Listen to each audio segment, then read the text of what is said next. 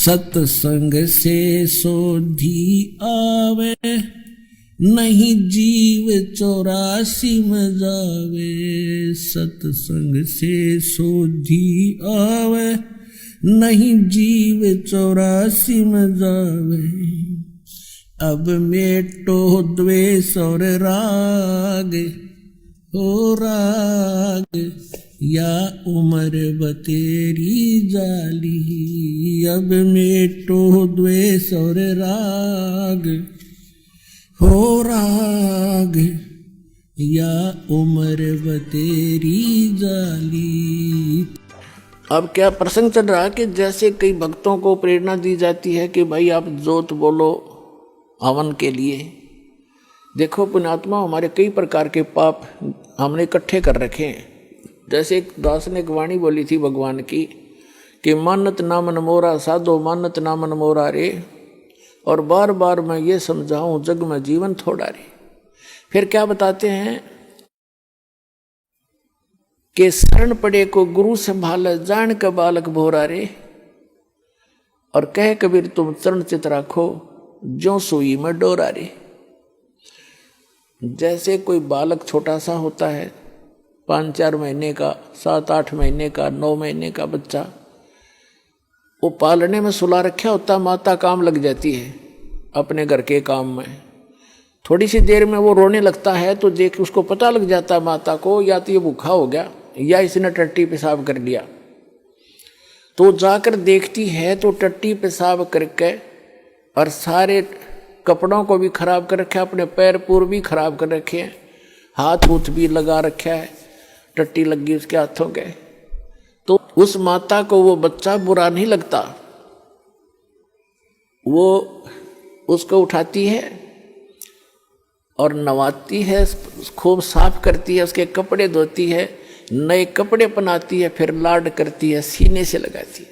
उसको मालूम है कि बालक है, इसको पता नहीं, इस अनजान है, ये ऐसे सारा दोना टट्टी में सना पड़ा है, तो उसको बुरा नहीं लगता। माता को पता है, इसे पता नहीं।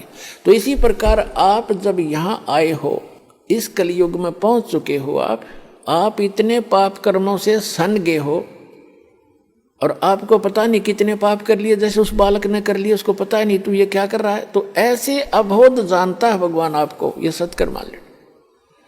फिर परमात्मा कहते हैं कि शरण पड़े को गुरु संभाले और जान का बालक भोला रे।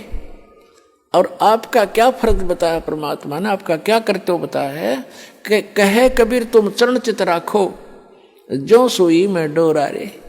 आप अपने गुरुदेव के प्रति इतना लगाव बना कर रखना अटूट, जैसे सुई के अंदर धागा डाल दिया जाता है और नीचे गांठ लगा दी जाए तो वो सुई के साथ लटकता ही रहता है।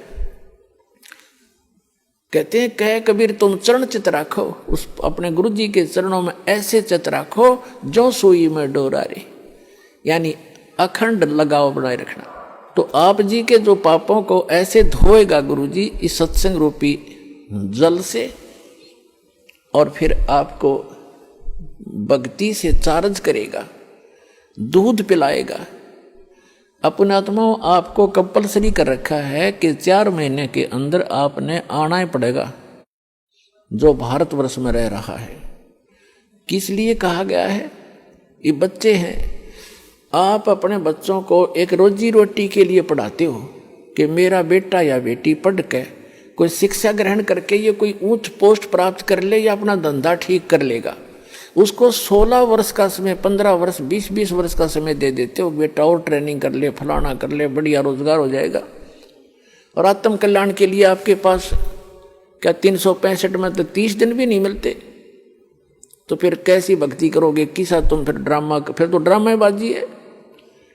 तो कहने का भाव ये है कि आप जी को इसलिए बुलाया जाता है कि यहाँ आने से आपको घना पुण्य मिलेगा, आपकी आत्मा को ऐसे परिपूर्ण कर दिया जाता है जैसे बच्चा छोटा सा गली में खेल रहा होता है। माता को पता है कि खेल में व्यस्त है और समय पर आहार इसको नहीं कराऊंगी तो ये दुर्बल हो जाएगा, बीमार भी हो सकता है, रोगी भी हो सकता है।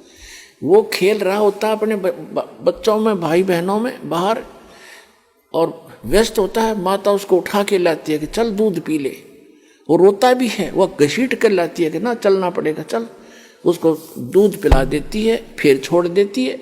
वो तो दूध पीता पीता भी न समझा कि छोड़ दे माँ, भाग लूँ मैं। माँ को पता है कि इसमें मैंने पाइया दूध डाल दिया, अब कितना खेल रही हो, शाम न फिर डाल दूंगी। तो पुण्यात्माओं, ये दास चाहता है कि आपको यहाँ दूध के गिलास पिया दूं और फिर तुम खेल आइयो उस संसार में और फिर आ जाना।